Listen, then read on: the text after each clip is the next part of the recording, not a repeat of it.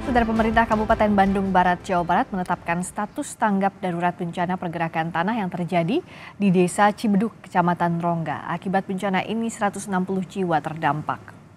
Data BPBD Bandung Barat menyebutkan 24 rumah sekolah, tempat ibadah maupun jalan desa rusak akibat bencana tanah bergerak.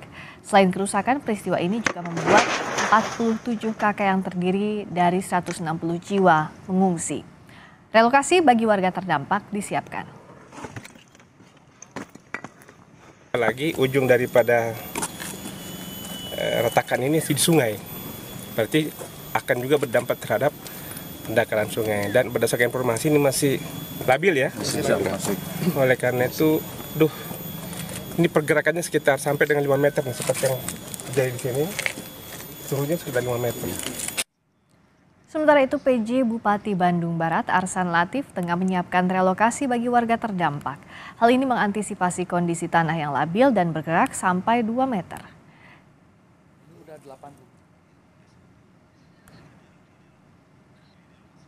Dan informasi terkini terkait bencana tanah bergerak yang mengakibatkan puluhan bangunan rusak dan ratusan jiwa mengungsi, kita tanyakan langsung kepada PJ Bupati Bandung Barat Arsan Latif. Selamat malam, Pak Arsan Latif, Pak PJ Bub, saya Friska di sini.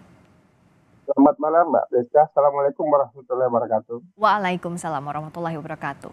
Saat ini kondisi warga yang terdampak seperti apa, Pak? Dan boleh diceritakan awalnya?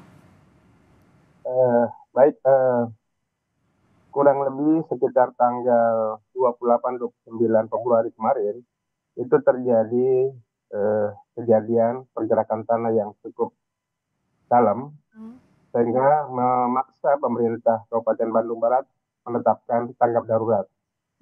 Karena itu, alhamdulillah saat ini semua pengungsi yang kurang lebih 160 jiwa itu telah kita tampung di Islamic Center.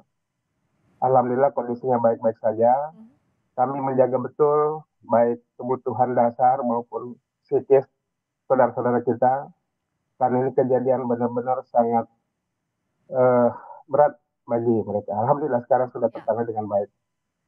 Ada berapa titik pengungsian yang disiapkan dan jumlah warga yang terdampak ini 160 kurang lebih, begitu ya Pak ya? Sementara ini kita kumpulkan di Islamic Center di belakang Masjid Raya Sipol Rongga. Hal ini kita maksudkan untuk mengawas secara keseluruhan, memastikan semua kebutuhan dasarnya, dan alhamdulillah kita juga mengucapkan terima kasih kepada berbagai pihak termasuk Pak PJ Gubernur Jawa Barat kemarin sudah datang menjenguk, dan dari BPBD Provinsi Jawa Barat, Dinas Sosial, dari Kapolres Cimahi dan di Pos Sosial Cimahi dan beberapa stakeholder, ini perhatian cukup besar kepada masyarakat kami.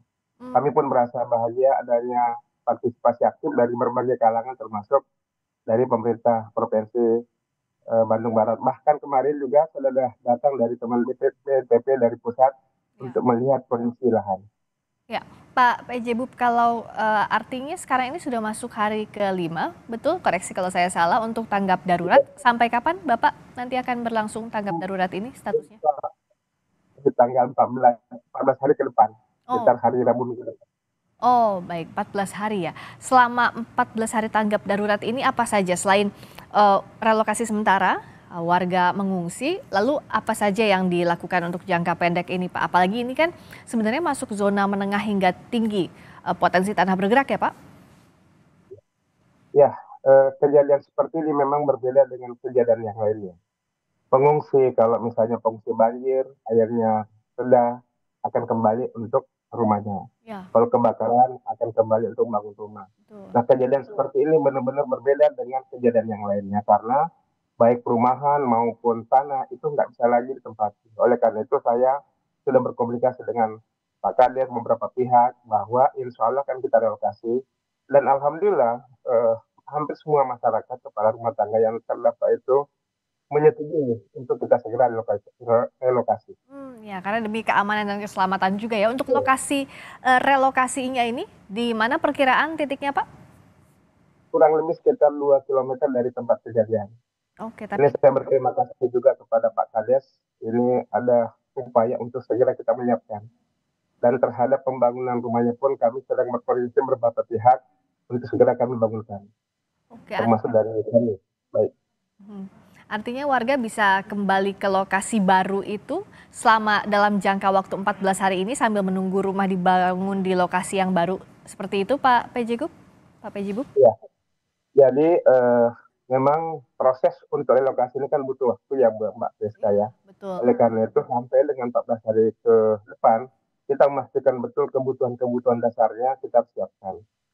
Setelah itu kami juga akan memperhatikan betul kepada masyarakat yang terdampak, termasuk misalnya menyiapkan lapangan-lapangan pekerjaan. Kami berpikir dan merencanakan untuk menyiapkan pekerjaan yang padat karya, padat kerja.